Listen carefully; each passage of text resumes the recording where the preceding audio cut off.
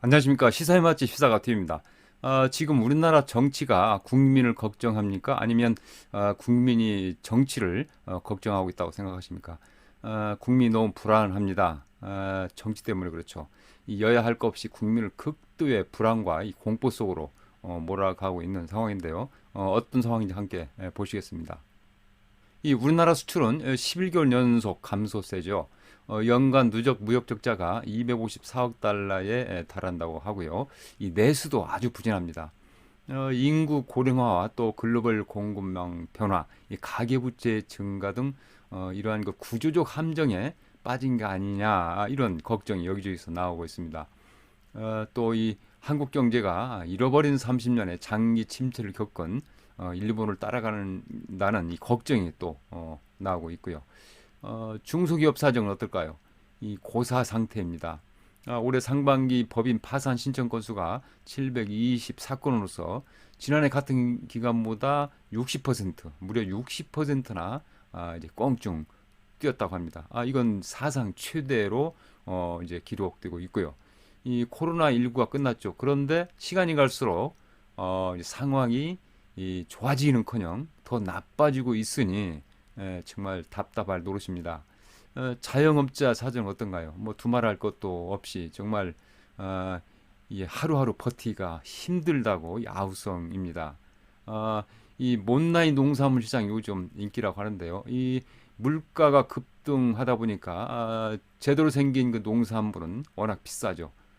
그래서 이 못난이 상처난 거 이런 것들을 이제 소비자들이 찾게 되는데 그것도 이 마트에 늦은 시간에 가서 뭐 일반 시간에는 좀 남의 눈치도 보이니까 늦은 시간에 가서 뭐 이렇게 눈치 보면서 그런 못난이 농산물들을 좀 싸게 사는 상황입니다. 정말 슬픈 현실이죠. 또 사회적으로 보면 이 불특정 다수를 상대로 한 이 폭행, 뭐 살인 이런 것들이 요즘 부쩍 늘어나고 있죠. 너무 불안한 지금 사회가 돼 버렸습니다. 우리 한반도 정세는 어떤가요? 북한과 러시아 회담 이후에 푸틴과 김정은 만남 이후에 이 한반도 정세가 이 중대한 변곡점을 맞고 있죠. 북한은 이제 그 핵 미사일 능력을 한층 더 강화하고 이 국제 제재도 무섭지 않는 김정은이 이 고삐 풀린 망아지처럼 무슨 일을 저질러도 어찌할 수 없는 상황을 맞을 수도 있다는 아주 그 위기감이 감돌고 있습니다. 그렇다면 우리는 지금 뭘 어떻게 해야 할까요? 정말 그 살 길을 찾아야 할 때인데 이 나라의 미래 그 비전을 바로 세우고 이 국가 공동체를 살리는데 그 모두가 하나가 되어야 할 때인데 우리 정치권 어떻습니까? 지금 허구한 날 싸움박질 하느라 이 긴박한 국면에 이 금쪽 같은 시간들을 낭비하고 있으니 정말 그 한심할 노릇입니다. 여야가 사사건건 극과 극으로 치닫고 있죠. 지금 벌어지고 있는 그 꼴불견들은 일일이 나열할 필요도 없겠습니다. 잘하고 있는 게 뭐가 있는지 여야에게 묻고 싶습니다. 정치권은 그 내년 총선에서 어떻게 하든지 눈가림을 해서라도 국민을 속이고 그래서 내 편으로 한 표를 더 얻으면 충분하다고 생각할지 모릅니다. 이 정치권의 그 잘못된 인식과 행동은 결국 자기 정당, 자기 발등을 찍는 이 결과를 초래할 것으로 보고 있습니다. 우리 정치권에 이제 잘못된 이 마음의 굴레에서 벗어나기를 강력히 요청하고 싶습니다. 두 가지인데요. 첫 번째는 그 악의 평범성입니다. 정치 철학자 한나 이렌트가 제시한 것인데 이 악의 평범성은 당연하게 여기고 평범하게 행하는 일이 악이 될 수 있다는 개념이죠. 정치 지도자들 개개인이 기계적으로 행하는 일을 비판적으로 사고하지 않는다면 이 악이 될 수 있다는 점을 명심해야 할 걸로 봅니다.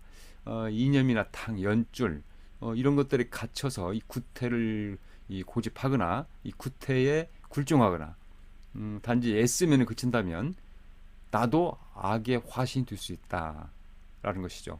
악의 화신, 내가 된다. 얼마나 무서운 일입니까? 이 두 번째는 이 확증 편향에서 벗어나라고 요구하고 있습니다. 이 확정 편향은 내가 보고 싶은 것만 본다는 것이죠. 한자성어로 말하면 아전인수. 그래서 이 확증 편향이 이 고착화된다면 이 자신의 그 정치적 지향과 이 다른 거에 대해서 다른 사실에 대해서는 죽어도 받아들일 여유를 갖지 않고 속된 말로 똥꼬집만 부리는 것이죠. 우리 정치권의 그 환멸을 느끼는 국민들 유권자들이 늘어나고 있습니다. 이대로 한다면 이 국민으로부터 정치가 이 버림받을 것이고 지금도 이 정치는 뭐 삼류 사류 이렇게 혹평을 받고 있는데 이제 국민으로부터 이 멀어지는 버림받는 그 증상이 실제로 나타나고 있습니다. 무당층 어느 당도 지지하지 않는 그런 계층 이 선거 때면 부동층이라고 볼 수 있겠죠. 이러한 무당층 부동층이 표에서 보시는 것처럼 크게 증가하고 있습니다. 2배 정도 증가를 했죠. 정치가 뭡니까? 영국의 정치가 에드먼드 버크는 이 정당이란 국민의 이익을 증대시키기 위해서 결합된 단체라고 얘기하고 있습니다. 또 율곡 2는 이 정치 제1원칙은 백성을 제대로 먹고 살게 하는 것이다.